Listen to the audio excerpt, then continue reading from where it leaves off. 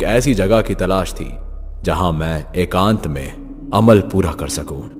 अम्मी, मैं 1 महीने बाद लौटूंगा, अपना ख्याल रखिएगा। अल्लाह तुम्हारी हिफाजत करे बेटा, तुम अपने मंसूबों में जरूर कामयाब होगे। अम्मी से अलविदा लेने के बाद मैं घर से निकल पड़ा। सफर लंबा था, इसलिए मैंने पहले ही खाने पीने का इंतजाम कर लिया था। रास्ते में मुझे एक ऐसा गांव मिला जो पूरी तरह खंडहर में बदल चुका था।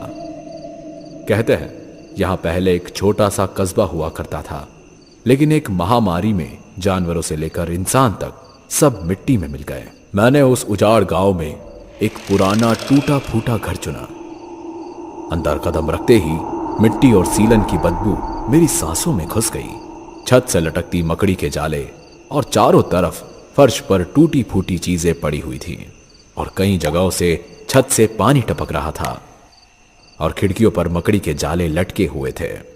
लेकिन वही तो जगह थी जो मुझे चाहिए थी, एकांत, अंधेरा और सिर्फ सन्नाटा। अमल को पूरा करने के लिए ऐसी ही खौफनाक तन्हाई की जरूरत होती है। इसलिए सबसे पहले मैंने उसे रहने लायक बनाया और अमल करने के लिए बीच का हिस्सा चुना। वहीं से मेरी रूह का असली इम्तिहान शुरू होने वाला था।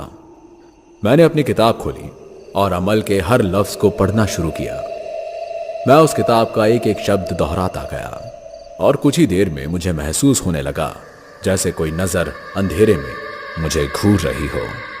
अचानक एक ठंडी सी लहर मेरे पास से गुजरी और किसी का ठंडा हाथ मुझे अपने कंधे पर महसूस हुआ, जैसे किसी मुर्दे का हाथ हो। रात भर ऐसी ही अजीब और खौफनाक चीजें मेरे साथ घटती रही, लेकिन मैंने ना आंखें खोली और ना ही अमल रोका।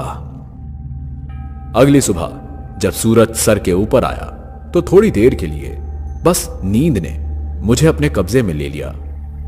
अगले कई दिनों तक यह सिलसिला चलता रहा।